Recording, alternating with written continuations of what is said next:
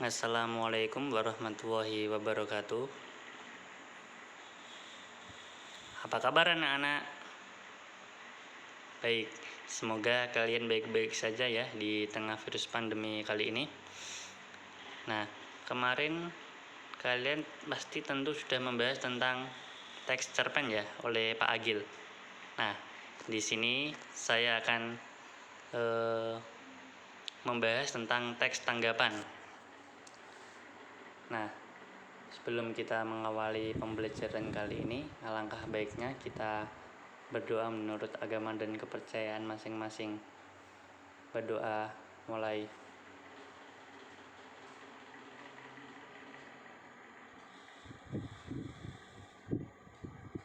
Berdoa selesai.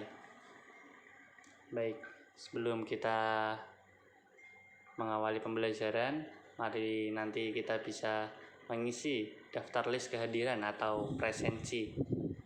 Nanti bisa presensi melalui WA group atau mungkin nanti juga konfirmasi ke admin ya. Nah, baik, kita akan membahas tentang teks tanggapan. Tujuan pembelajaran. Yang pertama, menjelaskan pengertian teks tanggapan. Yang kedua, menelaah unsur-unsur teks tanggapan yang diperdengarkan atau dibaca dengan tepat. Yang ketiga, mengidentifikasi struktur teks tanggapan yang diperdengarkan atau dibaca dengan tepat. Yang keempat, menemukan kaidah kebahasaan teks tanggapan yang diperdengarkan atau dibaca dengan tepat. Pengertian teks tanggapan. Apa itu teks tanggapan? Teks tanggapan atau biasa disebut teks tanggapan kritis yaitu teks yang berisikan kritik tajam terhadap suatu hal atau persoalan yang mengenai kesalahan dan biasanya terjadi saat ada perdebatan. Nah, di sini teks tanggapan merupakan sebuah teks kritik terhadap suatu persoalan. Nah, seperti contohnya kemarin ramai tentang Omnibus Law ya, Undang-Undang Omnibus Law. Nah, itu nanti bisa menjadi sebuah teks tanggapan yang berisi tentang kritikan tajam terhadap suatu pemerintahan. Nah, selanjutnya ada struktur teks tanggapan. Yang pertama, evaluasi. Pada bagian evaluasi berisi pernyataan umum mengenai apa yang akan disampaikan oleh penulis dalam teks. Nah, di sini bagian evaluasi, sebelum kita membuat teks tanggapan, tentu kita harus pertama mempunyai pernyataan umum. Apa yang akan nanti kita bahas? Apa yang nanti akan kita kritik? Jadi harus punya angan-angan pernyataan umum. Yang kedua, deskripsi teks. Bagian deskripsi teks berisi tentang informasi mengenai data dan pendapat yang mendukung pernyataan atau melemahkan pernyataan. Nah, setelah kita membuat pernyataan, kita harus mempunyai data yang valid, dan juga mungkin nanti kita bisa wawancara ke beberapa narasumber tentang pendapat yang mendukung pernyataan Anda tersebut, nanti sehingga data tersebut terlihat valid. Yang ketiga, penegasan ulang. Penegasan ulang adalah struktur bagian terakhir teks yang memuat penegasan ulang terhadap apa yang telah dilakukan atau yang telah diputuskan.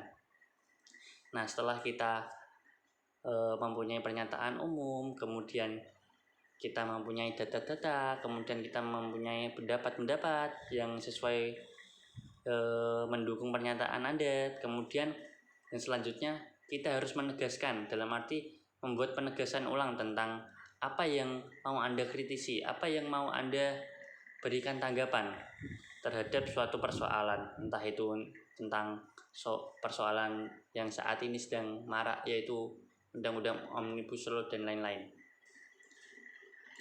Ciri-ciri teks tanggapan. Yang pertama, teks ini berisikan tanggapan mengenai fenomena yang terjadi di sekitar dengan disertai fakta dan alasan. Yang kedua, memiliki 3 struktur teks, yaitu evaluasi, deskripsi teks, dan penegasan ulang. Yang ketiga, mengandung kaidah kebahasaan atau disebut dengan ciri kebahasaan yang dimiliki teks tanggapan kritis.